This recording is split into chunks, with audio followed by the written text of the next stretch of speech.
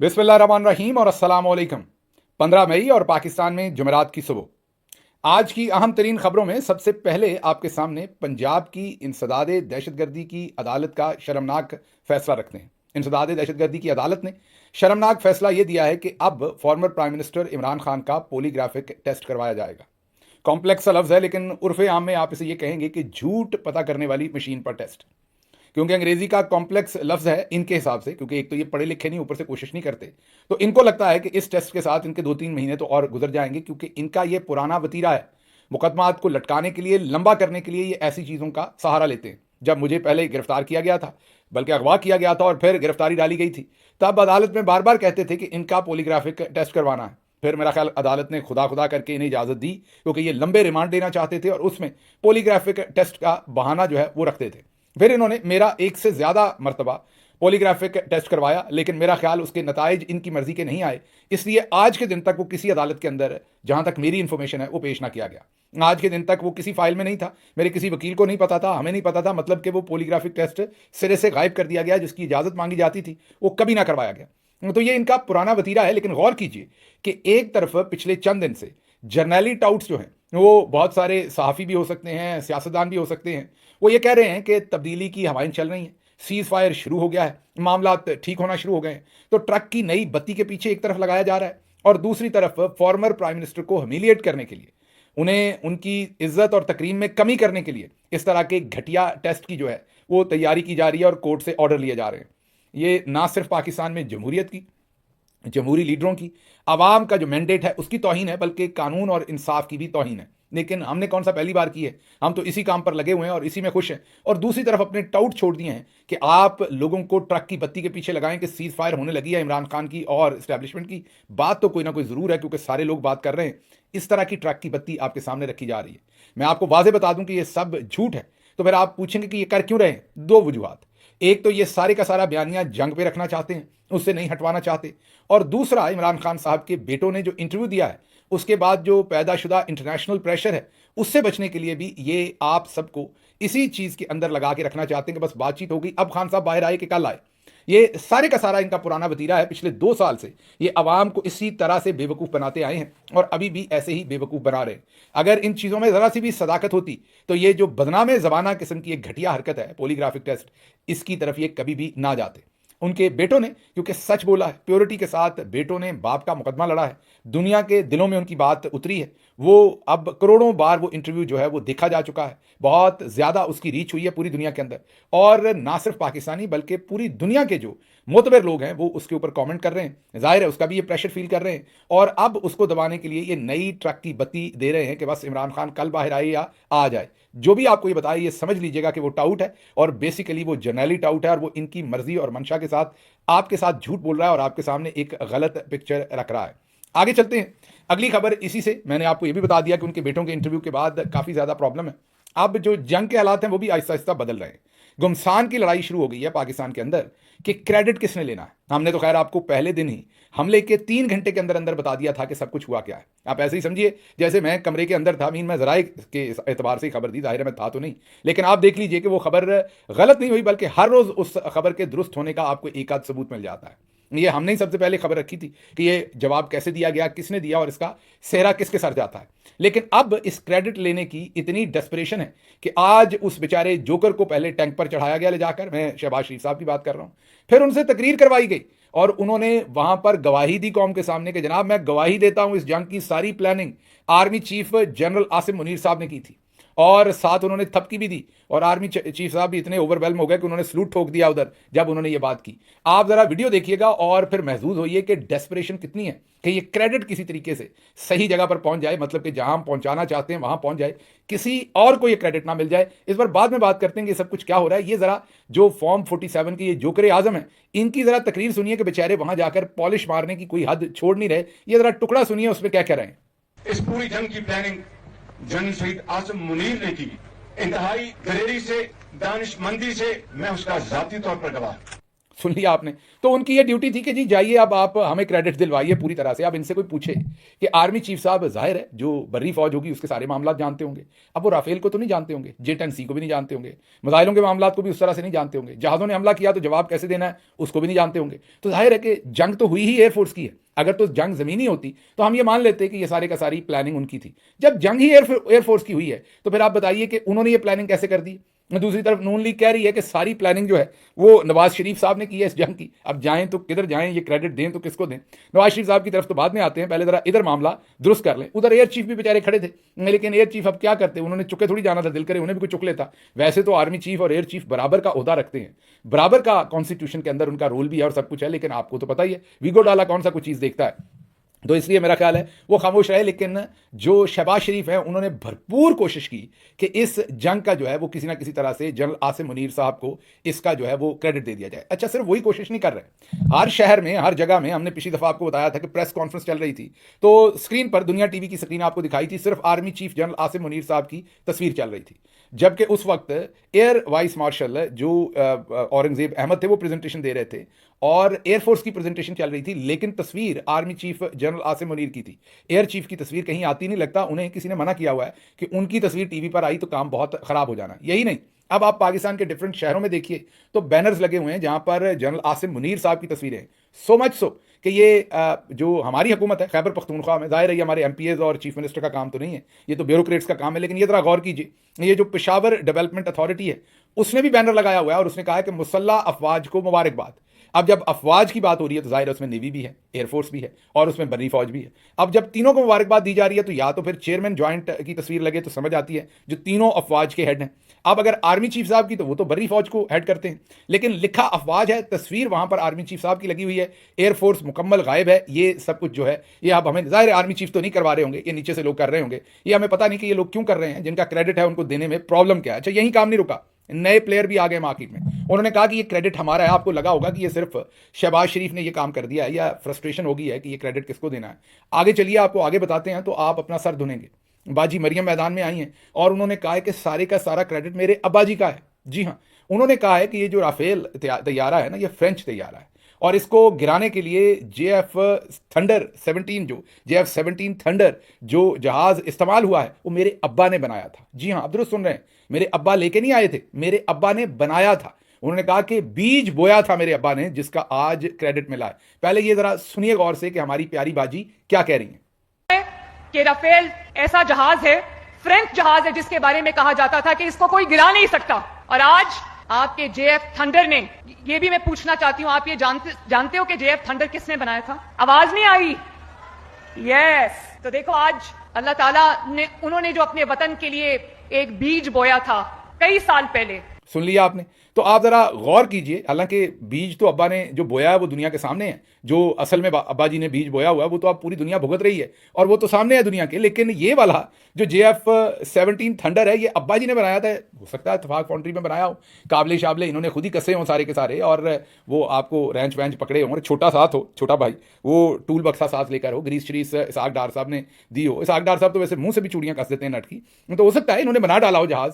अब ये मुझे नहीं पता कि वो माजरत के साथ कागज वाला जहाज था, थूक वाला जहाज था, कौन सा था जो उन्होंने बनाया, लेकिन वो क्लेम कर रही है। अच्छा, यही बात नहीं रुकी, इनके अब्बा जी इससे भी 2 हाथ आगे गए हुए हैं। वो कहते हैं मिसाइल मैंने बनाए हुए हैं, जहाज को तो छोड़ दें। वो कहते हैं ये टॉमा हाको हाक, पता नहीं कौन सा नाम ले रहे थे, आप सुनेंगे, टॉमा हाक हाको और पता नहीं और क्या क्या नाम थे वो ले रहे थे। उसके बाद किसी ने कहा कि नहीं वो क्रूज मिसाइल था, फिर उन्होंने कहा कि चलो क्रूज था। तो जरा गौर कीजिए कि वो क्रेडिट ले चुके हैं कि मिसाइल मैंने बनाए, अब किसको देना क्रेडिट, फटा पड़ गया है। आप मेरी मदद कीजिए कि हम इसमें करें तो क्या करें, ये क्रेडिट किसको दें। ये सुनिए नवाज शरीफ साहब माजी में क्या कह चुके हैं। ये जो जितने भी आपके जो इस वक्त ये जो मिसाइल्स हैं, आधे मिसाइल्स तो माशाल्लाह मैंने अपने आला के फजल करम से तैयार करवाए हैं। यार कुछ छोटी मोटी खदमात नहीं है हमारी भाई, और हमें फख्र है कि हमने ये खदमत की है और आइंदा भी करते रहेंगे। सुन लिया आपने। तो ये बहुत ही गंभीर सूरत हाल है। बेटी कहती है JF-17 थंडर मेरे अब्बा ने बनाया है, दूसरी तरफ शहबाज शरीफ कहते हैं कि मैं गवाही देता हूं, मेरे सामने सारी planning army chief general Asim Munir साहब ने की है। सोचिए कितनी डेस्परेशन है कि उसको बेचारे को गवाही देनी पड़ी। शुक्र करें कहीं कुरान करीम नहीं साथ ले गए थे, उसके ऊपर हाथ रख के गवाही नहीं लेनी पड़ी। मुझे लगता है 4-5 दिन आपने ऐसी तनकीद जारी रखी तो ये भी काम हो जाना है, शहबाज शरीफ से हल्फ दिलवाकर इस चीज़ की गवाही दिलवाई जानी है कि ये किसने की थी। बहरहाल ये काम तो हो गया। ये अब बहुत ही घमसान की जंग है, फैसला आपने करना है। कमेंट्स में जरूर बताइएगा कि इसका क्रेडिट आखिर किसको दें, क्योंकि एयरफोर्स को तो नहीं देना। ये तो फैसला तय हो गया कि एयरफोर्स की तो ऐसी की तैसी, वो तो बेचारे ना मांगेंगे क्रेडिट तो हमने किसी और को देना है। लेकिन किसको दें, कैसे दें? अब नवाज शरीफ साहब भी मैदान में, उनकी बेटी कहती हैं कि JF-17 थंडर जो है वो मेरे अब्बा ने बनाया था। तो अब ये क्या करना है सारा, आप ही इस कॉम्प्लेक्स सिनारियो को, गुत्थी को सुलझा दें। मेरे से तो भाई नहीं सुलझ रही। अगली खबर यह है कि शहबाज शरीफ साहब ने कहा है कि जो हालिया कॉन्फ्लिक्ट हुआ और ऑपरेशन हुआ है उसमें हमने 1971 का बदला भारत से ले लिया। आप जरा सोचिए कि ये जो मकबूतुल हवास शख्स है, इसके बयान सुनिए, इसकी सोच सुनिए, ये जोकर कहां से पकड़ के लाए माजरत में। 1971 में हमने मुल्क का आधा हिस्सा खो दिया, हजारों शहरी शहीद हुए, हमने सरेंडर करने की हजीमत हमें देखनी पड़ी।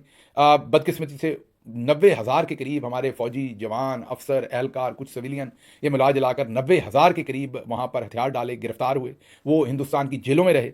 और हमूदुर रहमान कमीशन रिपोर्ट पढ़ें तो इंसान की आंखें खुल जाती हैं। और ये जोकर साहब कह रहे हैं कि हमने बदला ले लिया। मतलब 5 जहाज़ या 4 जहाज़ गिरा के जो उन्होंने पहले हम पर 24 मिसाइल मारे, फिर उन्होंने हमारी एयर बेसिस के ऊपर मिसाइल मारे, लेकिन हमने बदला 1971 का ले लिया। अब आप सोचें कि जब इस तरह के शुभदाबाज आपके ऊपर चौधरी निजामुद्दीन मुसल्लत करते तो आप जाएं तो फिर कहां जाएं। आगे चलते हैं जी। ये हिना अरशद साहबा हैं, कोई सियालकोट में इलेक्शन लड़ रही हैं नून लीग से। इन्होंने बहरहाल सही क्रेडिट सही जगह पे दिया है। हाँ, कम से कम इन पर मैं खुश हूं। क्रेडिट का रौला पड़ा हुआ है, इन्होंने लगी लिपटी रखे बगैर इन्होंने जो क्रेडिट जिसका बनता था उसको पूरा पूरा दे दिया है। सियालकोट के इस इलाके में जहां पर MPA की एक जिमनी सीट के ऊपर इलेक्शन हो रहा है, वहाँ पर हर खंबे पर एक जो है वो इनके हर खंबे के ऊपर इनके इश्तिहारात लगे हैं, इनके बैनर्स लगे हैं। और उन बैनर्स पर जो मुस्लिम लीग नून के उम्मीदवार हैं उनको सपोर्ट करने वाले 3 लोगों की तस्वीरें लगी। नवाज शरीफ साहब हैं, उस पर मरियम नवाज हैं, और army chief general Asim Munir साहब हैं। अब इस तस्वीर के ऊपर तरह तरह के तबसरे होने हैं, लेकिन हकीकत तो वैसे यही है, इसमें कोई शक भी नहीं है। और वो खातून जो भी ये हिना अरशद साहब है, मेरा तो ख्याल है कि इलेक्शन के बगैर ही इन्हें जिता दिया जाए। उसने कम से कम लगी लिपटी के बगैर सारा काम कर दिया। उसने बता दिया कि फॉर्म 47 पे किसने जितवाना है। उसने असल लीडर की तस्वीर लगा दी है, जनरल आसिम मुनीर साहब की, उसने लगी लिपटी ही रहने दी है। उन्होंने कहा हमारे घर के ही बंदे हैं। उन्होंने मियाँ साहब की तस्वीर लगाई है, बाजी की लगाई है, और साथ भाई साहब की तस्वीर लगा दी। उन्होंने कहा एलॉज, ये हैं असल हमारे लीडर जिन्होंने हमें जितवाना है। उन्होंने कोई कसर छोड़े बगैर बैनर लगा दिए पूरे शहर में। अब जाहिर है क्योंकि वहाँ कैंट का भी इलाका है तो वहाँ बैनर तो उतरवा दिए जाएंगे फौरी तौर पर, लेकिन आप इससे कॉन्फिडेंस समझ लीजिए कि अगले अपने घर का ही बंदा समझते हैं चीफ साहब को, और वो कहते हैं कि इन्होंने हमें इलेक्शन जितवाना है तो क्यों ना इन्हीं की तस्वीर जो है वो लगा दी जाए। अगली खबर न्यूयॉर्क टाइम्स ने भांडा फोड़ा है। न्यूयॉर्क टाइम्स ने अब तस्वीरों के साथ और सबूतों के साथ एक आर्टिकल शाया किया है जिसमें उन्होंने कहा है कि जब हम सैटेलाइट इमेज देखते हैं तो हमें यह पता चलता है कि इंडिया और पाकिस्तान दोनों एग्जैजुरेशन कर रहे हैं। ये न्यूयॉर्क टाइम कह रहा है। न्यूयॉर्क टाइम कह रहा है कि इतना नुकसान हुआ नहीं जितना इन दोनों ने रौला डाला हुआ है। कहने का मतलब यह है कि जितना इंडिया क्लेम करता है कि हमने पाकिस्तान का इतना नुकसान किया, उनका भी उतना नहीं हुआ, और जितना पाकिस्तान क्लेम करता है कि हमने इंडिया का इतना किया, उनका भी नहीं हुआ। नुकसान कम हुआ है, शोर ज्यादा डाला गया है, ये न्यूयॉर्क टाइम्स कह रहा है। अच्छा, इसमें मंतक समझ भी आती है क्योंकि मोदी भी वहां पर बहुत अनपॉपुलर थे। कह रहे थे अब की बार 400 सीटें लेना चाहते थे। मिली उन्हें जाकर वो भी जोड़ तोड़ के दूसरी पार्टियों को मिला के 280 के करीब सीटें, कई पार्टियों को साथ मिला के 280 के करीब सीटें लेके वो वजीर आजम बने। अकेले वो खुद 250 सीटें भी ना ले सके अपनी जमात में जिन्होंने 400 लेनी थी। तो मोदी बहुत अनपॉपुलर है और कांग्रेस तकरीबन 240 सीटें ले गई, तो थोड़ा सा फर्क रह गया था, वरना मोदी की इस दफा गवर्नमेंट ना बनती। तो मोदी बहुत अनपॉपुलर है, इसलिए उन पर प्रेशर है। उन्होंने भी जंग को जरा बढ़ाना है। हमारी तरफ भी बहुत डेस्परेशन है, हमने भी जंग के मामले को बहुत बढ़ाना है, हमें भी उसका सियासी फायदा लेना है, माइलेज लेनी है, और वो आप देख रहे हैं। और अब तो जो पाकिस्तानी सफारत खाने हैं वो ओवरसीज पाकिस्तानियों को एक्टिव कर रहे हैं। और आप इस हफ्ते में ये जो वीकेंड आ रहा है इस पर आप देखेंगे पूरी दुनिया में कई जगहों पर ओवरसीज पाकिस्तानी जो है वो रैलीज निकालेंगे, फंक्शंस करेंगे, और उन फंक्शंस के अंदर एक ही काम होगा, भंगड़े डाले जाएंगे, उनके अंदर आतिशबाजी होगी, उनके अंदर और एक्टिविटी होगी, आसिम मुनीर साहब की तस्वीरें होंगी, और जंग जीतने का एक नैरेटिव जो है वो समंदर पार पाकिस्तानी जो है हर जगह पर बनाएंगे। और ये रिक्वेस्ट कौन कर रहा है? हर जगह पर पाकिस्तानी सफारत खाना समंदर पार पाकिस्तानियों को ये कह रहा है कि आप करें। वजह क्या है? इसमें से हमने मजीद जूस निकालना है। ये जो बात है इसको हमने लंबा करना है ताकि हमें जवाब ना देना पड़े। जो मासूम लोगों का कत्लेआम हुआ है, जो इलेक्शन लूटा गया है, जो अदलिया लूटी गई है, जो पाकिस्तान के अंदर इंसानी हकूक की खिलाफ वर्जियां हुई, जो इमरान खान और बुशरा बीबी और यास्मीन राशिद और शाह महमूद कुरैशी, सेनेटर इजाज चौधरी, महमूद और रशीद, उमर चीमा और दूसरी खवातीनों हजरात के साथ जो कुछ किया गया है उसका जवाब ना देना पड़े। और बस अब ये जो जिंगोइज्म है इसी को प्रलॉन्ग किया जाए, तो ये भी आपके सामने होता हुआ आपको आने वाले दिनों में हम पहले से आपको बता दें कि आपको ये नजर आएगा। तो हिना अरशद साहबा ने भी किया, ये न्यूयॉर्क टाइम्स ने भी भांडा फोड़ा है। और अब अगली खबर बड़ी इंटरेस्टिंग है। सुप्रीम कोर्ट ऑफ पाकिस्तान ने फैसला किया है कि 16 जून 2025 से 8 सितंबर 2025 तक, जी हाँ, उन्होंने तकरीबन पूरे 3 महीने छुट्टियां करने का प्रोग्राम बनाया है मौसम गर्मा की। आप जरा गौर करें, हमारी अदलिया मेरे ख्याल 136वें नंबर पे है, तो उनकी पूरी कोशिश है कि तकरीबन साल का 25% वक्त तो अदालत वैसे ही बंद कर दे। अब आप गौर कीजिए कि दिसंबर में और दूसरी सारी गजटेड छुट्टियां मिलाएं तो मिला के 40% वक्त तो अदालत बंद रहेगी। अगर आप हफ्ता इतवार भी बीच में डाल लें और सब कुछ डाल लें तो फिर तो 50% से ज़्यादा वक्त अदालत बंद रहेगी। तो उन्होंने 3 महीने तो सीधे ये किए, सरमा में भी छुट्टियां करते हैं, हर हफ्ते भी 2 छुट्टियां होती हैं, तो मिला जुला के ये 50-60% टाइम तो अदालत जो है वो बंद रहेगी। तो जो बाकी 30-40% खुलेगी उसमें जो इंसाफ मिल रहा है वो आपके सामने ही है। तो मेरा ख्याल भरपूर कोशिश सुप्रीम कोर्ट ऑफ पाकिस्तान कर रही है कि हम दुनिया में आखिरी नंबर पर आ जाएं, मतलब नीचे से नंबर 1 आ जाएं, कहीं कोई कसर जो है वो रह ना जाए। अच्छा जी, आगे चलते हैं। अगली खबर आपको जो देनी है वो ये है कि नवाज शरीफ साहब के जो बेटे हैं वो दिवालिया हो गए। 7 की 8 कंपनीज हैं उनकी इंग्लैंड में, वो सब दिवालिया हो गई हैं। तमाम कारोबार बंद कर दिए हैं। हसन नवाज की 7 कंपनीज के वो डायरेक्टर थे, 7 तहलील कर दी गई हैं। बरतानिया ने हसन नवाज को टैक्स डिफॉल्टर करार देकर 52 लाख 5.2 मिलियन पाउंड का जुर्माना कर दिया। ये वहां से खबर है। मेरा ख्याल है कि अब बेचारा जो लूका है वो लुक जाए, वो लुक छुप जाए तो उसकी खैर है, वरना ये गए लूका के पास। ये जो मियाँ साहब ऐसे वड्डी फुफ्फो की तरफ गए थे ना, जब उसके घर गए थे ऐसे दोनों हाथ करके, तो जा लूका का मुंह अपने हाथ में लेके, जैसे बंदा तरबूज को चेक करता है ऐसे लूका को इन्होंने चेक करके पप्पियां दी थी। उसका बेचारे का खिलार भी ज्यादा है मियाँ साहब ने, लेकिन लबेड़ दिया था उसको हर तरफ से पप्पियां दे देके। तो वो जो लूका के साथ इतना मियाँ साहब घुल मिल गए थे ना, वो वजह ये है उसमें कि अब मेरा ख्याल हसन नवाज साहब की अगला जो स्टेशन है वो लूका के पास है, बेलारूस है।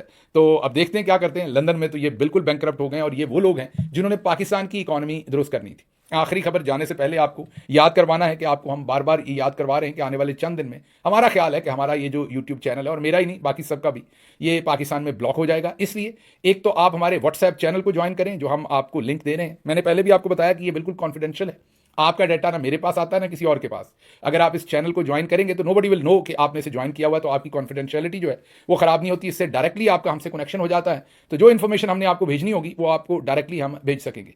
और दूसरा, ये VPNs हैं जिनको हम रिकमेंड कर रहे हैं, इनको डाउनलोड कर लीजिए ताकि आप इन VPNs को फिर इस्तेमाल करके व्लॉग्स देख सकें। और अभी भी अगर आप VPN के थ्रू देखेंगे इन VPNs को इंस्टॉल करके, तो ये जो आपको प्रॉब्लम्स होती है हमारा व्लॉग देखने में, ये हट जाएगी। इसलिए कोशिश करें अभी से VPN का इस्तेमाल शुरू कर दें। हमने आपको वो VPN रिकमेंड किए हैं जो फ्री ऑफ कॉस्ट हैं और जिनके लिए क्रेडिट कार्ड नहीं चाहिए। तो ये आपको लिंक इस व्लॉग के आखिर पर कॉमेंट सेक्शन और डिस्क्रिप्शन में मिल जाएगा। तो ये इन VPNs को जरूर इंस्टॉल करें और उसके साथ साथ हमारे व्हाट्सएप चैनल को जरूर ज्वाइन कीजिए। मुझे यहाँ से इजाजत दीजिए। अल्लाह आपका हामी और नासिर हो। पाकिस्तान जिंदाबाद।